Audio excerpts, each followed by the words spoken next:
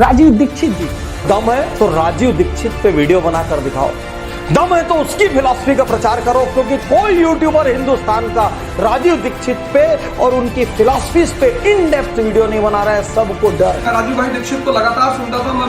ये तो राजीव दीक्षित की तरह बोलता है रे। राजीव दीक्षित का नाम लोगे। राजीव दीक्षित जी को किसने मारा? जिनके विरोधी भी जिनके चरित्र के बारे में सपने में भी प्रश्न चिन्ह नहीं लगा सकते, ऐसा उज्जवल और धवल चरित्र राजीव भाई। राजीव दीक्षित जी, राजीव दीक्षित जी आप कह सकते हैं कि वो स्वामी विवेकानंद का एक रूप थे। जिस तरह से वो भारत की संस्कृति को ले जा रहे थे, उनको रहस्यमय तरीके से मौत हो गई राजीव दीक्षित जी को, कोई जाना ही नहीं क्या हो गया। जैसे मैं आपसे यही तो कह रहा हूं कि आज हिंदुस्तान की बहुत बड़ी जनसंख्या को क्या चाहिए? उत्साह। बहुत सारी बीमारियां हैं जिनका कोई दवाई नहीं है, और मैं इस जो एलोपैथी है इस पर भी मैं आपसे चर्चा करूंगा। मैं राजीव भाई दीक्षित को लगातार सुनता था, मैं बड़ा उनसे हर बात पर सहमत रहता था। उनकी भी हत्या हुई इसीलिए। आप लोग किस बेवकूफी में फंसे हैं? क्वालिटी ऑफ लाइफ की बात करिए, क्वालिटी ऑफ प्रोडक्ट बेवकूफी की बातें हैं। ये बहुत गंभीर बात है जो मैं कह रहा हूं। क्वालिटी ऑफ लाइफ, जीवन का मूल्य, जीवन की गुणवत्ता, जीवन में उत्तमता, इसको समझिए। क्वालिटी ऑफ लाइफ में जिंदा रहने की कोशिश करिए। क्वालिटी ऑफ प्रोडक्ट जो है वो आपको कोई विषाद देने वाला नहीं। इसलिए स्वदेशी बनिए माने प्रकृति की तरफ लौटिए, स्वदेशी बनिए माने भारतीयता की तरफ लौटिए।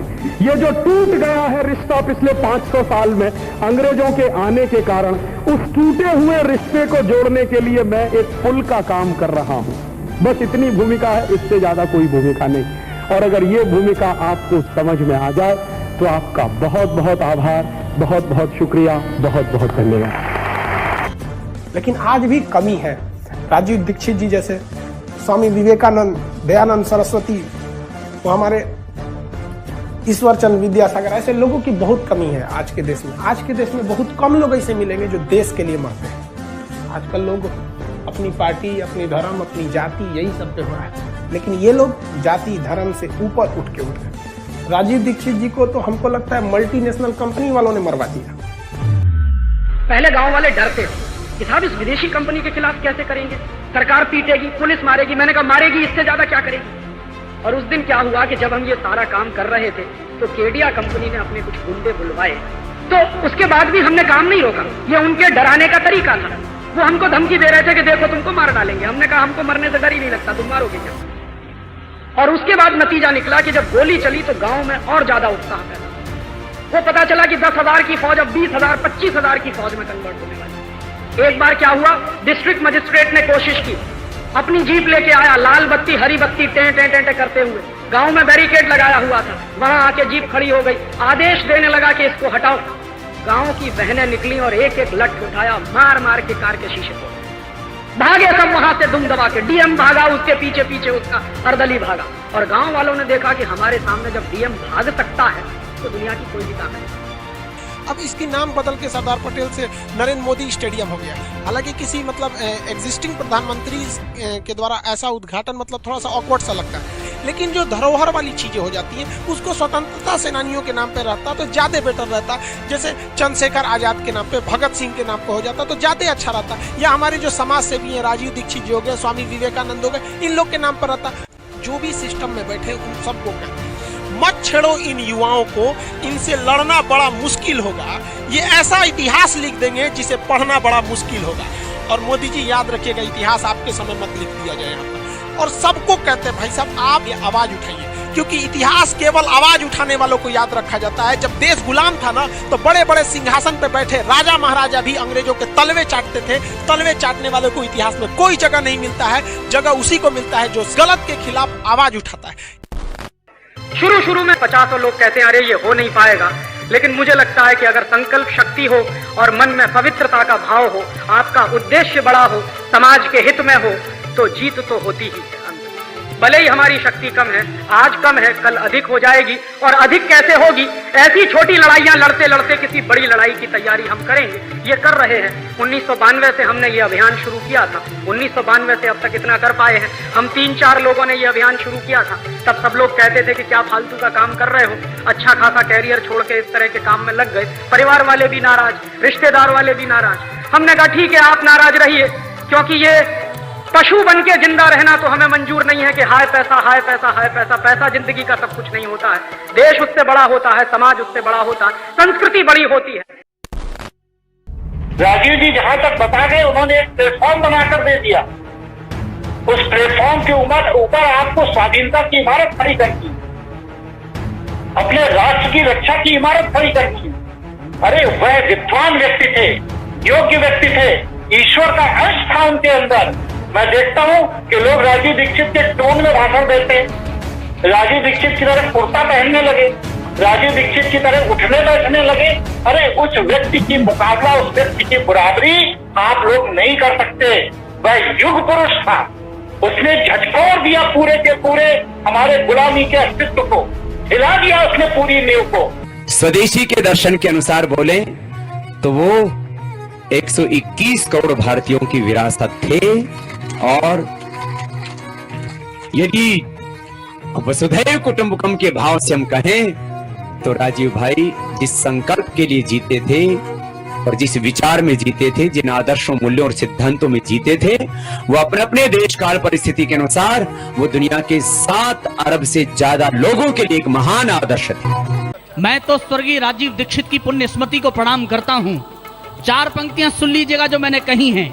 हम यहाँ बैठे एक विचार लेकर, मैं उनको प्रणाम करता हूं। केवल इतना सा कहना चाहता हूं कि शत्रुओं के वार का जवाब देने में प्रवीण, सदा रहे ऊंचा ऐसा भाल तो पैदा किया। शत्रुओं के वार का जवाब देने में प्रवीण, सदा रहे ऊंचा ऐसा भाल तो पैदा किया। षड्यंत्रकारियों की धज्जियां उड़ा सके जो, ऐसा एक ही सही भूचाल तो पैदा किया। षड्यंत्रकारियों की धज्जियां उड़ा सके जो, ऐसा एक ही सही भूचाल तो पैदा किया। राष्ट्र स्वाभिमान के लिए जो काल बने हुए, उनके लिए भी महाकाल तो पैदा किया।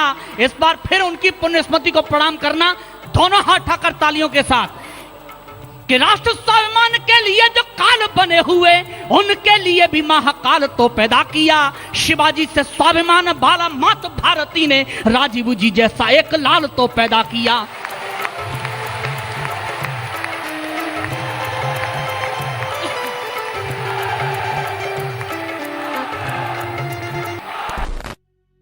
और कभी अगर भगत सिंह हो सकते हैं, चंद्रशेखर हो सकते हैं, तो आज क्यों नहीं भगत सिंह और चंद्रशेखर हो सकते हैं?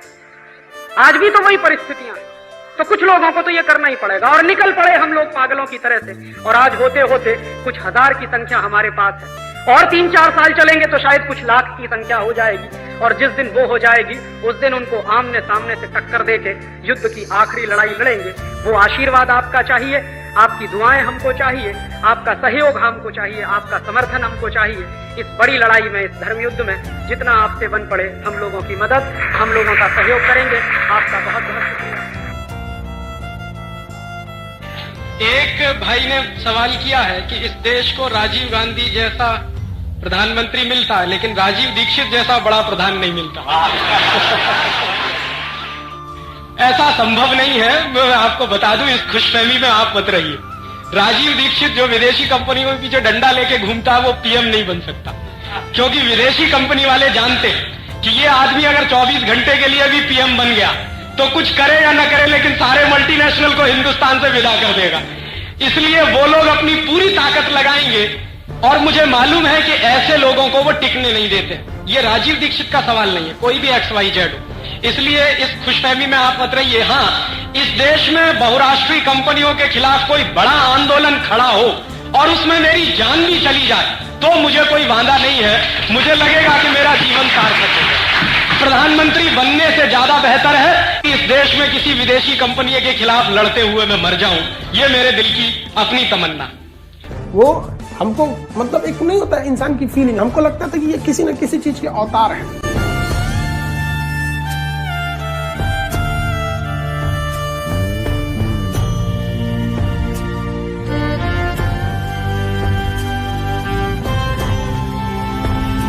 एक मौत ऐसी आएगी जिसको देश और समाज जिंदगी भर याद रखेगा, और एक मौत ऐसी आएगी कोई पूछेगा नहीं। तो हमने तो चुन लिया है दूसरा रास्ता, भगत सिंह वाला, ऊधम सिंह वाला, और तय कर लिया है कि जैसे भगत सिंह, ऊधम सिंह, चंद्रशेखर ने गोरे अंग्रेजों को भगाया, वैसे ही हम आज के इन काले अंग्रेजों को मार भगाएंगे इस देश में। कोई तो माई का लाल मिलेगा, ऐसा तो नहीं है कि सब मर गए, कोई ना कोई तो निकलेगा। भारत माता वीर विहीन नहीं है, निपुती नहीं है, बांझ नहीं है। जब जरूरत पड़ती है इस माता ने बड़े बड़े लाल पैदा किए हैं देश की समस्याओं का समाधान करने। आगे भी होगा, इसका विश्वास है। और इतनी बड़ी फौज खड़ी हो रही है धीरे धीरे कि ये काम होने ही वाला है। तो आप भी लग जाइए इस काम को पूरा करने में, काम तो होने वाला है।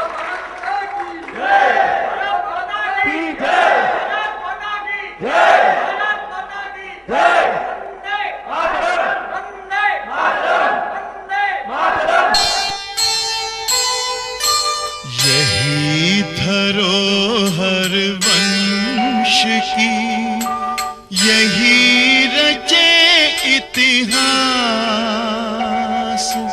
एकमात्र आशा यही, एकमात्र विश्वास,